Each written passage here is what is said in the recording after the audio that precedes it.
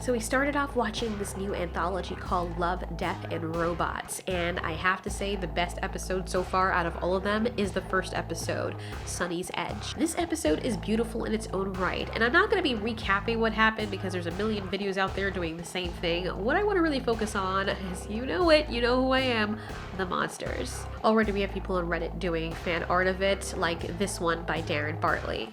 Not to mention the music and the visuals. Man, the CGI was amazingly done in this episode. And the way that the creatures were designed and the modeling of the creatures, wow.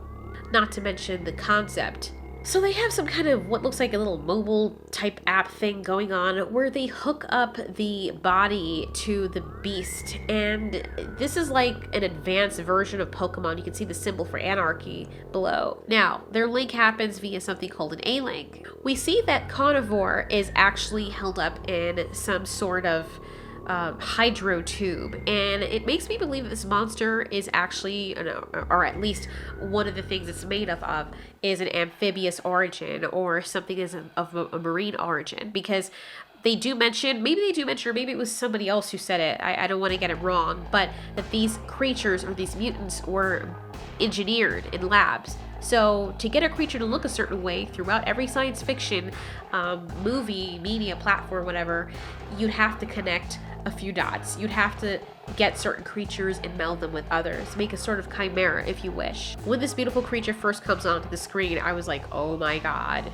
This creature looks like a meld of so many different things. Its face looks like that of a hawk or some kind of bird of prey, and it looks like a turtle as well.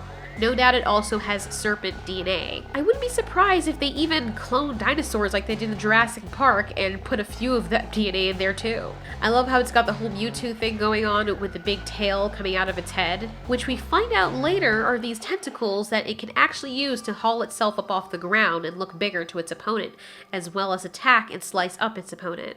The other creature, the uglier version, is called Turboraptor, and I swear I've seen something like this before. It almost looks like a cross between the Relic and something from out of Doom or Resident Evil. Now, what I wasn't quite certain of was whether or not these animals, I mean, they clearly have intelligence, but whether or not the intelligence that they display while they're fighting is predominantly their humans, or whoever's linked to them, or this is them.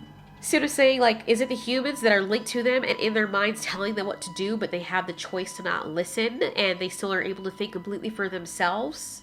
Or is it the humans that have completely taken over these animals? And I think it's the latter, because certain movements that they do, like holding their fists in the air, doesn't seem something native to the animals to do. Something also tells me that these animals are definitely engineered based on what they say as well, but they could be mutated versions of another animal or just an amalgamation of different species. What's certain is that these animals probably don't have any other counterparts that exist in the wild that look like them. The attention to detail on these monsters are so well done. It is possible that Khanivore also has canine blood or lupus blood in its DNA as well. What would be really interesting is seeing a fight between Khanivore and the xenomorph from Alien. And this guy, don't know what the frick he's supposed to be. It's like if those things from The Quiet Place mated with the things from Avatar, and then that mated with like a turtle armadillo thing.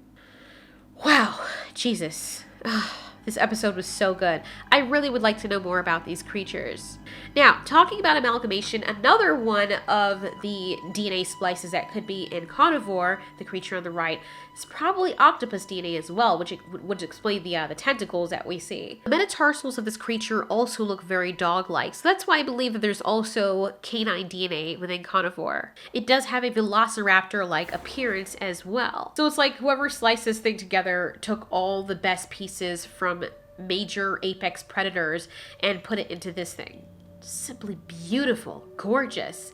Anyways, if anything else comes out about these creatures, or if there's any other movies or TV shows that come out that have anything remotely to do with this concept that was so beautifully presented in Love, Death, and Robots, we're definitely going to be covering it. And I think that after reviewing this a few more times, I'm going to come up with some more stuff, because it's one of those episodes you have to watch over and over again. The fight never gets old. You guys should definitely see it if you haven't done so. Thanks so much for watching. This has been Ultiori. You ask, we answer.